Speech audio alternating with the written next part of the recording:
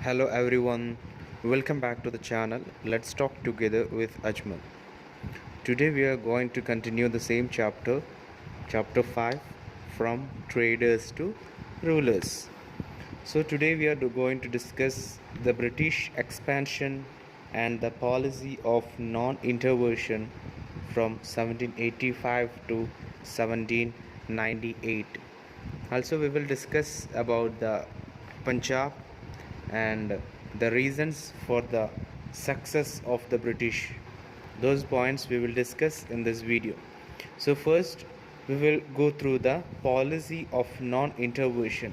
We can check what are the policy of non-intervention. So it's an act of not involving any affairs. Okay, so it is an act. The policy of non-intervention is an act of not involving any affairs. Okay, so which all the affairs we did involved, we can check all those. So the policies followed by the companies in India were criticized in Britain. The British Parliament felt that since the company was only a trading body, it had no right to interfere in the internal affairs of India. So most of the policies followed by the company in India were criticized in Britain. So the many of the policies, just like the British company were interfering the political affairs of India, so those things were criticized or against by the Britain. Okay, also the governor generals during this period, the policy of non-intervention period, were the Lord Cornwallis and Sir John Shore were the governor generals during the period of policy of non-intervention. Also those people who the Lord Cornwallis and Sir John Shore avoided getting involved in the disputes of Indian rulers. They just they just don't wanted to get involved in the disputes of Indian rulers. Okay, they don't want to involve in that. Also the policy of non-intervention, however, was followed only when it suited the British interest. Also they just didn't keep mum, or they just always didn't keep mum. They just used to come forward or to come solve to the disputes of the Indian rulers when they just sees if they have any benefit. The British are thinking if they are getting any benefit at the time, only they used to come for to solve the problems of the Indian rulers. Okay, that's coming in the policy of the non-intervention. Now moving to the British expansion of 1798 to 1805. So in that two British expansion, it shows that 2 points are mentioning in that things. A system of subsidiary alliance and outright wars, open wars, were there at the time of British expansion in 1798 and 1805. Okay, so in 1798 or 1798, the Lord Wellesley were the major ruler at the time. Okay, and subsidiary alliances, the system of forming subsidiary alliance was a very clever move, as it took advantage of the rivalries between the Indian rulers. Okay, so the British asked the rulers to accept the paramountcy of the British and to sign in subsidiary treaty with them. Okay, so in return the British promised to protect the rulers from internal rebellions and attack by his revolts. And the rulers who signed the subsidiary treaty had to agree to the following conditions. So at the time of British expansion, the time of 1798 to 1805, so two systems were brought by the British government from the ruler, Governor General Lord Wellesley. So the first thing, or the first system, was that subsidiary alliance and outright wars, open wars. We can check what is subsidiary alliance. Subsidiary alliance is a significant thing or important important agreement given to the Indian rulers that the British government will protect them. Okay, the British government will protect them. Against that, they have to bring. Uh, Instead of that, the subsidiary treaty had to agree to the following condition, or the Indian rulers wanted to give some of the condition, also wanted to give to the British rulers. We can check which all the conditions they have to apply or they have to give back to the British government. Moving to the first one, the ruler would not keep in an army of his own. So the ruler should not keep an army of his own, or Indian ruler should not keep his own army. So the Indian ruler can keep only the British army. Okay, so it is a benefit for the British. They can maintain, they can save the money. The British government can save the money. So all the expense and all the things will be uh, burden to the Indian rulers. And moving to the second point, the second condition to apply for the British Indian ruler was that he would, or the Indian ruler should keep a British army which was supposedly for the protection and pay for its maintenance. The ruler could also give part of the territory to the British instead of maintaining the British army. Also, the British, instead of keeping the Indian army, they have to give, the Indian rulers must keep the British army. Okay, and the third point, the ruler would have to take permission from the British before entering into the alliance with another ruler or declaring war against another kingdom. So the third major important point is that whenever the Indian ruler are coming back to the, or going to a war with a alliance, going to an alliance, or declaring a war with the neighboring country or to any other people or any other ruler, they have to get permission from the British government. Okay, and the next point, the British officer called the resident would be stationed at the ruler's court. Also, no official of any other European power would be allowed in the court. Only the resident or the British officer will be always resident or be placed in the Indian ruler's court. Okay, and the subsidiary arrangement was advantageous to the British. So we can check, we can understand that all the subsidiary alliances are important or advantageous to only the British. Okay, we can check what are the advantages to the British government or British company.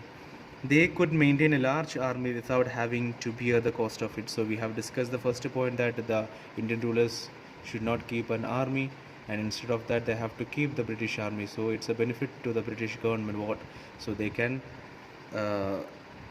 maintain a large army without having a cost, without having a penny. They can have, or they can maintain a large army. Okay, and the second point, they indirectly control the defense and foreign affairs of the protected ally and could overthrow the ruler and annex his territory whenever they wish to. So we have discussed that most of the people, most of the rulers and soldiers are involved in the Indian ruler's head or Indian ruler's court and all. So whenever they wish, whenever the British company wished to remove or to kill or to remove the Indian rulers, they can easily do that, because all the soldiers are surrounded or covered by from inside the court of Indian rulers.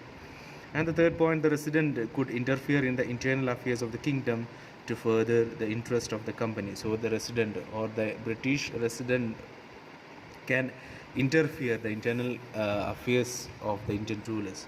That's the major three important points or the advantages for the British company. Okay, now moving to the next point, any Indian ruler who accepted the subsidiary alliance became totally dependent on the British. He could no longer make decisions independently. The high cost of maintaining the British army and the constant demands for the resident drained the treasury. So the major important point or the important advantages for the British government or British company was that he could no longer make decision. The Indian rulers can't make any decision. They have to be a puppet of a British company. That is a major important point we can discuss, we can see here. Okay, so many of the companies or many of the rulers didn't sign in the subsidiary alliance. We can check which all the rulers or which all the place rulers haven't signed in the subsidiary treaty. The company signed the first subsidiary treaty with the Nizam of Hyderabad in 1798. A year later, Wellesley defeated Tipu Sultan, the ruler of Mysore, in 1799 in the Fourth Anglo-Mysore War. So the first person who signed in the subsidiary treaty was the Nizam of Hyderabad in 1798. And also the Nawab of Awadh also signed, and the Peshwa Bajirao II also signed, and many Rajput chiefs also accepted the supremacy of the British and signed the treaties. Okay, so those people were signed in the subsidiary treaties. Okay, now moving to the British expansion of 1805 to 1848.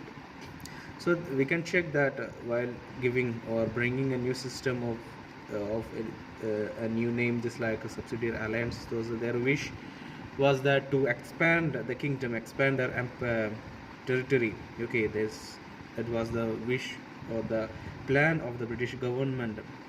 Okay, while moving to the next expansion of 1805 to 1848, so that expansion were the period, and it was the rapid expansion of British power in India. A major development was the decline of the Maratha. So after the decline of the Maratha, they got a chance to get back or to move to the Maratha or the Maharashtra. So the Third Anglo-Maratha War in 1817 entered the Maratha residence. So it was the end of Maratha in 1817. So the Peshwa's territory were annexed. So at the time of ending of Maratha, so at the time of the Third Anglo-Maratha War in 1817, so the Maratha residence fall down, and the Peshwa's territories were also annexed by the British government or the British company. Okay, that is the points we can discuss in the British expansion of 1805 to 1845.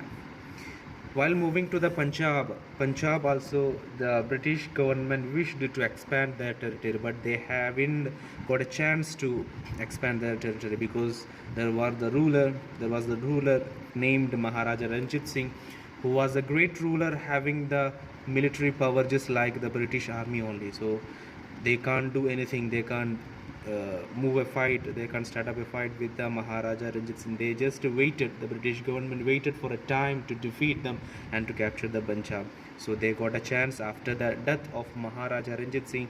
The son came to the ruler, who was Dalip Singh. So he was not good in ruling power. So the first Anglo-Sikh war, they fall down, or the Punjab fall down, and the British government start to rule or capture the Punjab after defeating the Dalip Singh, or son of Maharaja Ranjit Singh, during the first Anglo-Sikh war.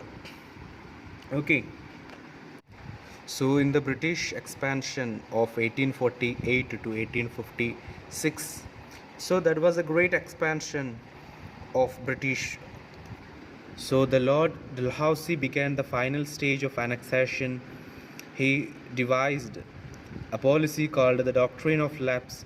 According to it, when the ruler of a kingdom, British, will be under the British protection, died without a natural heir, his territory would not automatically pass to an adopted heir, but would lapse, that is, become part of the British dominion, unless the British adoption had been earlier approved by the British government. So the British expansion of 1848 to 1856, it was the expansion done by the Governor General of Lord Dalhousie. So he given a policy of Doctrine of Lapse. So it was that when a kingdom, Indian ruler have died without a natural heir, without his own son or his own daughter, so that kingdom will be transformed or given to the, automatically passed to the British government. So he cannot give his kingdom to the adopted heir or adopted child. So he must give his kingdom to the people of the British or to the British government. So at the time also many Indian rulers have been compelled to give their territories to the British government. Also at the time Awadh introduced, or the Awadh also were annexed during the period of 1856. Also Dalhousie also abolished the titles of many ex-rulers. The titles of the Nawab of Carnatic, Surat and the Raja of Tanjavur were abolished by the Lord Dalhousie. And the next point, we can check what are the major reasons for the success of the British government. Okay, so in less than a century, the British annexed a large part of India. So major factors we can discuss here. So they just came for the trading, and they just started to interfere the political affairs, and they just started to capture the India. Now we can check what are the reason for the British success in India. The first one, the native rulers lacked unity. They failed to unite against a foreign enemy. So we can check that Indian rulers were not began to or failed to unite together. They just failed to unite together. They haven't united together. So in that gap, they just come forward. The British or the foreign government, foreign company come forward, and they just started to make problems or dispute between the Indian rulers. And the second point, most of the rulers did not try to win the loyalty of their subjects. They exploited the people and taxed them heavily. When the British attacked, the common people did not come forward to fight. So the second point, it says that most of the rulers did not try to win the loyalty of the subjects. They exploited the people and taxed them heavily. Even the British government are taking the more taxes the same way the Indian rulers are used to take the major or the heavy taxes from the people. Okay, and the third point, it says that the Indian armies were poorly trained and underpaid when compared to the disciplined, well trained and better paid British forces. Also, our Indian armies or Indian trainees were not getting the salary, were not getting the proper amount or proper salary. But while comparing to the British army, they were well trained, well accomplished. Also, they are getting the enough money, enough salary to the British people or British armies. Moving to the third reason to the success of the British is that the Indians were technologically backward. The British, on the other hand, had developed new techniques of warfare. They have involved a new innovative war techniques were involved by the British armies or the British company, but India were in backward. Indians don't have any development in the field of technology of warfare. Okay, so that's also a major reason for the failure of the failure of the Indian. It's a success for the British. That's the reason for the success of the British. And the fifth point is that the British strength lay in their navy. None of the Indian rulers had a strong navy. Also, they just had the British government had a strong navy, strong force of navy force, but the Indian didn't have any strong navy force. That was a major point or the reason for the success of the British company. Okay, and by the middle of the 19th century, the British were a supreme power in India. Starting with Bengal, they conquered almost the whole century. After the phase of conquest, they began to economically exploit India. So after conquering the most of the place of India, what the British government they have done, they just started to exploit India. Okay, so that's the end of our chapter, the chapter 5, the from traders to rulers. So we can come or see in the next video. Thank you.